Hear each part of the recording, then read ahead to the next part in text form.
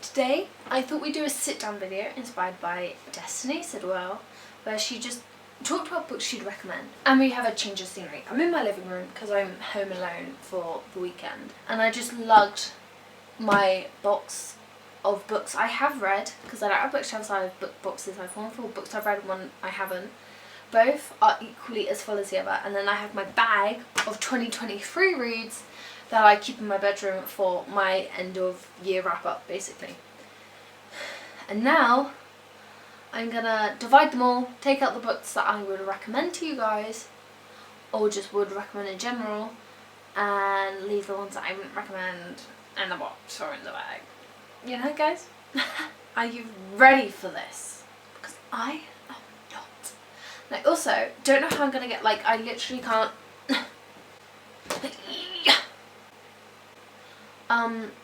So that's cool. I'm not gonna lie, I'm not entirely sure what best way to do this, whether to do ones that I read like last year or ones I read this year. We'll do series first, because I just feel like it'll be easier to do series, and I only have 3. Yeah, okay, I have 3 series. I'm so unprepared for this. I was just like on a whim, I was like, let's do this. Okay, the first series I would 100% recommend is A Court of Thorn and Roses, and that's coming from someone who is only on book 3 of the series. Today I just started A Court of Wings and Ruin, yeah. But both of these, one was 5-star and one was literally 0.25 off of a 5-star read. I would recommend these strongly. They're easy fantasy to read, and if you haven't heard of them, then you need to get on this. So you basically follow Feyre. So the first 3 books are in Feyre's perspective, and I'm reading them. You follow Feyre, and she's a human, and she like lives on the bottom of like the country. The map kind of looks like the UK, and she lives on like literally along the bottom coast. That's where the humans live, and the rest of the country is split up into courts. So you have the spring court, summer, autumn, winter, day, night, dawn. I think that's it. Night court. Did I say night? Anyway, the first book is like kind of like, it capsulizes off really easy, so if you really don't like the first book, that's fine, but I would recommend going straight into the second one. I left it a couple months in between the first and second one, and I was kind of glad I did, but also not, because I completely forgot. There's something in my throat. What is that? It's fluff, great. I completely kind of forgot how it ended, but you meet loads of new characters in this one. And if you get confused, basically what I did is I underlined all the new people and who they were, like their roles, whether they were like High Lord of the Summer Court, etc. I felt like that helped a lot. Also, they're really cute, so would definitely recommend this series. The second series is one I haven't read in actually ages, but I rewatched the movie recently. And it's The Maze Runner. There are 3 books plus a sequel, so 4 books in total. These are the first 2. So you have The Maze Runner, The Scorched Trials, Death Cure, and The Kill Order. And I have to, as good as the movies are, and if you really enjoy these movies, you'll enjoy the books because they are quite similar. The books are so much better. And I read these, I think, when I was 14, and I've not picked them up since. I never finished the series, and that's fine. But during my little read kick in secondary school, these were books I loved. And the spines are really cool, so the next ones are like blue and yellow. And this is, so it's by James Dashner. It's basically like the Hunger Games. There's a maze, they're in it, and they have to figure out how to get out. It's sort of like dystopian, but in this world. And it's like people versus the capital in a way, if you like, versus the government. Really cool. And I like those covers because they're not the movie covers, so it makes it even cooler. And then the last series I would 100% recommend are Holly Jackson's A Good Girl's Guide to Murder series. I was not keen on the first book. I thought it was like average at best, but I would recommend these. A lot of people didn't like the twist or the ending in the last book. I was hooked. I loved it. And it's recently becoming a BBC 3 production. So I would definitely recommend reading it before that comes out. When I look back on them, I don't mind them, but at the time of reading them, I was like, they are kind of thick books. They're thicker than they look. At the time of reading them, I was kind of like a bit like hit or miss. I was like, I don't know if I'm gonna love this, but you get used to it and you get like really into the world, and each book follows like a different case. But for character development, I would recommend reading the whole series rather than doing one as a standalone, if you get what I'm saying. I'm gonna do these next. So these are my 2023 reads that I would definitely think you should read. Some of them aren't actually, but we'll get to that. The only non-fiction on the list that I'm just gonna get out of the way is Sarah Knight's Get Your Shit Together. Sarah Knight is so funny. I think she's funny. She has 2 other books, The Life-Changing Magic of Not Giving a Fuck and You Do You. How to be who you are and use what you've got to get what you want. If you listen to podcasts and you listen to Mind Your Fucking Business podcast, I think her name's Alex. I used to listen to it on my way to the gym. But this book is kind of like her podcast. Their sense of like speech in a way, because she talks to you through the book. It's not laid out like a New Scientist book or something.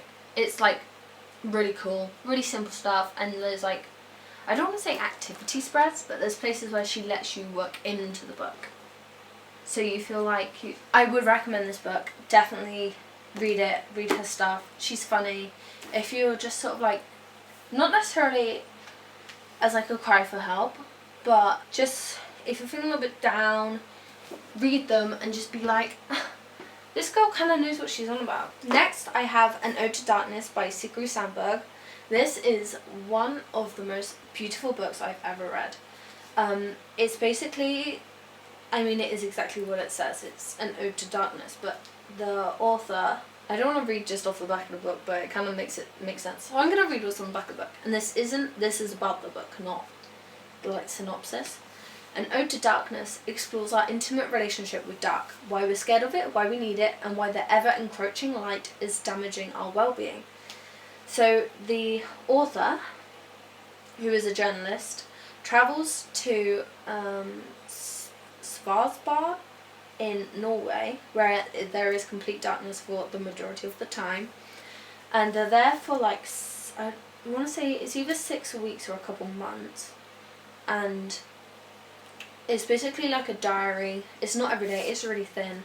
And it's so good. And there's so many good metaphors. And it's informative. I love it. Honestly. Just read it. Next I have Before the Coffee Gets Cold by Koshitazu Kawaguchi. And basically it's a literary fiction with elements of like time travel in it. It's really cool. It's split into 4 parts, and each part is a different person who goes into the same cafe. So you still have the same characters in each like mini story, and they all kind of link together, I guess, through the cafe. Sort of like mini short stories, but all in one. Tales, if you will. I really enjoyed it. I thought it was great. The second one is on my TBR as I'm filming this. The writing sometimes feels like it's like going really fast, and other times it feels like it goes really slow, but I think that's just the literary fiction style of writing. It's definitely like a multi-perspective sort of book, so you come out of it taking more than what you would if you were reading any other book, I guess, is what I'm trying to say. Before I go into romances and just books I love, I want to talk about The Song of Achilles by Madeline Miller. And I recently read this, and I didn't know what to rate it. I ended up rating it a 5-star. I didn't know if it should be a 4, a 4.5, a 5. I was like, I didn't get the 5-star feeling, but I knew this book deserved it. Because if you don't know, Madeline Miller studied classics. She teaches Shakespeare and Latin and Greek. Like, she's so well versed. And I think she's from one of the best perspectives to be able to rewrite the story of Achilles and Patroclus. And I think the ending is so beautiful, and the way she writes is great. It's dynamic. I know a lot of people, some people just don't like this book, like they just don't mingle with it. I loved it. I ate it right up, and I would read it again straight away. So I guess that makes it a 5-star. It's beautiful. Definitely give it a go. And don't be intimidated by the Greek mythology. I don't know anything about Greek mythology other than the basics, which is like Zeus, Apollo, Aphrodite. I know they are gods, and that's it. So it does come around a lot quicker when you proper delve yourself into the book. So don't let a lack of knowledge hold you back from reading something that could be really cool. The last few I've got on top of here from my 2023 reads are romances in various forms. So I'm gonna break up like this. Okay, first I have Rebecca by Daphne du Maurier. This was recommended to me by an old friend who studied English, and she was really into her classics and stuff like this. This is considered a modern classic. She's a modern classic writer was based, I believe, in Cornwall, England. And if you don't know what Rebecca is, or if you haven't seen the movie, it's basically this young girl who was I don't know what they call it, but I don't know if it's like martyr or something, but she was like a second hand to wealthy lady who was travelling through Italy, and I think it was Italy and the south of France. And then Mr. De Winter is just a wealthy man. He owns a mansion. He just owns a lot of estate. So people in that era knew of people like that. And basically him and Rebecca fall in love, but the ghost of Mrs. De Winters, so his ex-wife who had been killed at Manderley, it's almost like she haunts Rebecca, and it's sort of like this dark romance thriller aspect. I loved it. I'm not gonna lie, it was really slow in the start. It was so slow, but once I got past like chapter 5, I was like, this is like pizza. Like, I ate it up. I was like, how could anyone not like this book? I love it. So after I finished reading my friend's loan, I bought my own copy, and it's so pretty. Definitely recommend Rebecca. I then have Beth O'Leary's latest book, which I think came out last year, and that is The No-Show. I picked this not because it's my favourite book of hers, because it isn't. I think The Flat Share is my favourite book of hers. However, the symbolism of the timelines and the ending, if you've read this book, the ending of Joseph, it kind of like, I feel like it teaches you something individually. As a romantic, you could say, you would be like, it's about like, some characters teach you to find yourself, some people teach you to be brave and to not let presumptions hold you back from liking someone who will be great for you. But from Joseph Carter's point of view, it teaches you that, try not to spoil anything, and I feel like I already have. From Joseph Carter's perspective, it just like assures you that you can change, and you will change depending on the people that you're around, and I think that is so important. Next, I have 2 LGBTQIA+ romances. So I have 2 gay romances, basically. Of course, from the first author I've ever seen write a gay romance, we have Casey McQuiston's Red, White and Royal Blue. I love this book. It is a 5-star for me. It was the first book that got me on book. It was the first book I read, and I feel like it really started a problem. A financial problem. Do you know how much money I could have if I didn't read books? But like, where would I be? You know? And then I have If This Gets Out by Sophie Gonzalez and Kel Dietrich, which is about a boy band with 2 gay members, and they sort of fight about it. The only thing I don't like about this book is the ending. It was sort of like, I read some like low star, I gave this 5 stars, but I read some low star reviews that was like, not everyone gets that sort of ending. The same with this book, I saw that a lot, and a lot of people don't like the politics in this book, but I did. So basically this one has politics in it. His mother is the president, which is great to see a female president. My battery's gonna die. And I don't have a spare battery. I don't know what my spare battery is. So basically we're running on borrowed time, is what I'm saying. So if you didn't catch the end of me talking about Red, White, Royal Blue and If This Gets Out, basically I just said go read them, because they have great understated conversations about patriarchal views of gay people. Next we go into one of my new favourite authors of 2023, and that is Emily Henry. I'm holding up the 2 books of hers that I loved.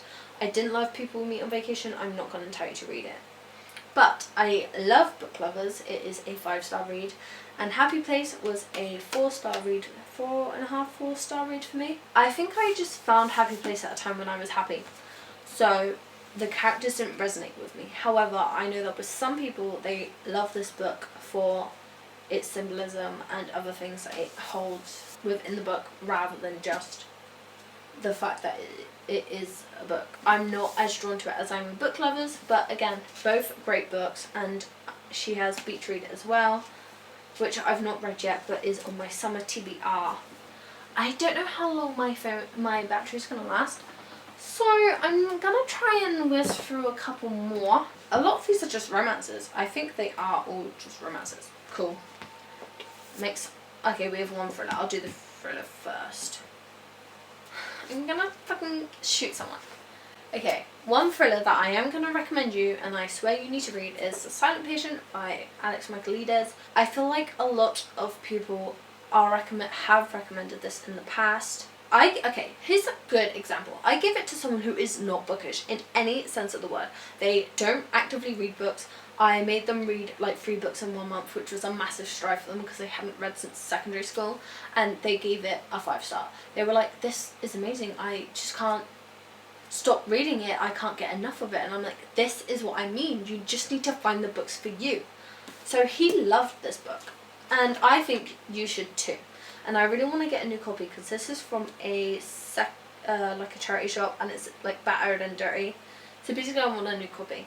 But yes, yes, yes is what I'm saying to you. We'll do Ali Hazelwood next. Yes, Ali Hazelwood. I love Ali Hazelwood. And I know some people think her books are very cliche or very fanficky. And I'm here to tell you that there's nothing wrong with that. And if you don't like that, that's fine. Valid your opinion. I eat that shit up. And maybe it's because in another life I'm a scientist. Some part of me really wanted to be a chemical engineer. I really said that out loud. But in year 10, I really wanted to be a chemical engineer. I wanted to do all the and I even thought I could come up with a theoretical chemist. Because I was really into my Big Bang Theory, I was really into my sciences. I was like, I can make a new career. I can't, but I can read about women making big strides in the science world whilst falling in love, which I think is great. And if you're not big on biology or a space something, if you're not big on biology or astrophysics, then you can read about theoretical physics in Love Theoretically, which came out June 13th, and I haven't read yet, so I'm waiting. I've got some lit fics and some romances left, in no particular order. We have Cecilia Ahern's P.S. I Love You. This is the movie cover. Ignore that.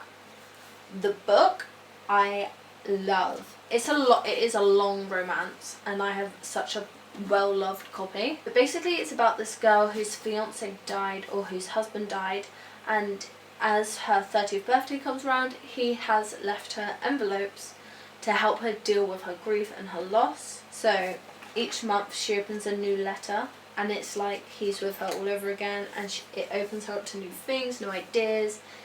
It's really to help her progress past his grief, and I think I cried. I do think I cried when I read this book. It's emotional, it's romantic, it's so freaking sweet, and the movie did such a rubbish job portraying it. So if you've seen the movie and you didn't really like it, read the book, because the book is just so much better. I don't know what else you want me to say. Next we have Beth O'Leary again, and we have The Flat Share. That spine has seen better days. It's the first book of hers I've read. Obviously it's the TV show on Paramount, HBO, I don't know. I loved it. It was my first like forced proximity, one bed trope. I love the whole post-it note thing they had going on, and it's dual POV. It's a fun time. I have no freaking complaints, and I might actually have to reread this because I haven't looked at it in such a while. Told you, I'm gonna speed through this shit. Daisy Jones and the Six by Tilly Jenkins Reid. my first Taylor Jenkins Reid book I've read, and I have to say I started off strong. I think I gave this a 4 or 5 star. Basically, Daisy Jones and the Six is a band from the 1970s, and the book is a documentary script being created as the book goes on, and they're retelling the story of Daisy Jones, the Six. So you have Billy, his little brother, and then the rest of the guys from the band, how they came big. You have their relationships, the association with drugs and alcohol, personal struggles, like it has everything. If you like 1970s music, read it. The song lyrics are in the back, and you can find the songs on Spotify or Apple Music because of the TV show that came out with Simon Clefland playing Billy. Next, I have The Shelf by Helly Acton. I'm not gonna lie, I do not remember anything about this book. And you might be like, then why are you recommending it? Because I pulled it out of my book box and I was like, I remember loving this book. So basically what it is it's like Love Island, but the reality show is called The Shelf. And these women got on the shelves nominated by men in their lives, like husbands, ex-boyfriends, ex-partners, you name it. And they go to this therapy session, and it's online, and basically they date people, and it's really weird. And it's a great commentary on societal aspects placed on women and with expectations to relationships. So basically it's like a Big Brother style. So there's like an eye, and they talk to it, and the girls don't always get along, and it's like all different types of women, so it makes you feel like, oh, it isn't just me, it happens to freaking everyone. The women are dumped live on TV. They go into a Big Brother style house to work out their problems, and then they smash it down to the ground. Read it. It's so good, and I've never seen such fun colours on a cover, and I mean that in like this pop of blue and the pop of pink. Beautiful. Third to last, we have Bernardine Evaristo's Mr. Loverman. This comes from the author of Girl, Woman, Other, which I've not read, but this book, it took me a while to get into. However, when I gave it the attention it deserved, it was I love this book, and sometimes I think about the main character, Barrington Jedediah Walker, Mr. Walker. Like, sometimes I just think about him. When I'm like walking out in the street, I think about him because he's like an older man, and he's so cute, and it's like about, I think it's post World War II. The British government invited a lot of Caribbean workers and their families over to here to help, I think, surplus the population. I have no idea. They invited them over, and then they were incredibly rude to them, and they were racist, and it just wasn't great. And this sort of like tells you of the woes. He came over in that like whole movement. He was one of them, and it talks about his relationship with his children, with his wife, and like the community he lives in. It's great. I loved it, and I didn't think when I was reading it that it would be as good as it was, but it's definitely really good. Penultimate recommendation is Beth and Roberts and My Policeman. See? Not Harry Styles, because I read this before he was part of the movie. I love the movie. Both book and movie made me cry. You're following 1950s Brighton with Marion, who is in love with her best friend's older brother, Tom, who is the policeman. However, Tom is a homosexual, and he has a lover on the side called Patrick. And it's the woes. The POV of the story is Marion reading her diary to Patrick later in life. And you get that, plus the flashes of her diary. The bulk of the text is the diary, and then you get flashes of present day life. The same in the movie. The movie did so well to stick with the origins of the book. It's like a factual telling of what the time was like for gay people in the 1950s. Which is, and it's so great that it's set in Brighton, because Brighton is like, I would say, the gay capital of the UK. Like, they are quintessentially queer. I don't know why Marie Claire's put Pitch Perfect, but this is cute, and I actually love this cover. So, original cover. And lastly, before my camera dies and it stops filming, I'm going to talk to you about A Sky Full of Stars by Danny Atkins. I recommend this to people if they want an emotional read, if they want a romance, if they want something that has little elements of everything. You have Lisa and Alex, who are happily married with a beautiful kid, and it's all great family dynamics. She goes to a conference and she dies. No spoilers because it's on the back. She dies, basically, and her organs are donated to 4 people in the UK. So one person gets, I don't know, different parts of her body. Alex is sort of like drawn to this, and in the UK, I suppose everywhere, you're not supposed to be in contact with donors of organs, and Alex really fights against that because he's just lost his wife. Him and his child are his son Connor are grieving, and it's such a hard time for 2 people who haven't gone through it before to have to go through that, especially as a kid. And the kid in this book is a good kid.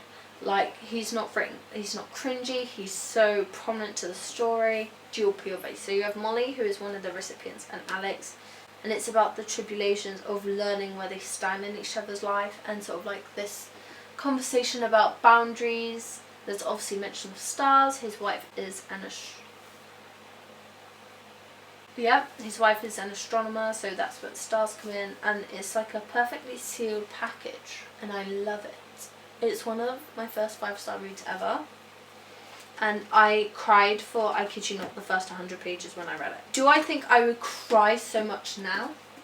Probably not, but I'm not 19 anymore. I'm 20, so I just can't stop thinking about it. I'm not taking all this back upstairs and I'll wait for my dad to come home and do it. That is all my, I look at the book and I would recommend this book recommendations for you based on books I have read so far this year and in my past life. Yeah, so see you later, I guess. Hope you enjoyed the video. Like, comment and subscribe. I don't mind what you do. It's free will. It'd be nice to have you here. And thanks for watching my videos. I appreciate that. And if that whole video is out of focus, I don't care.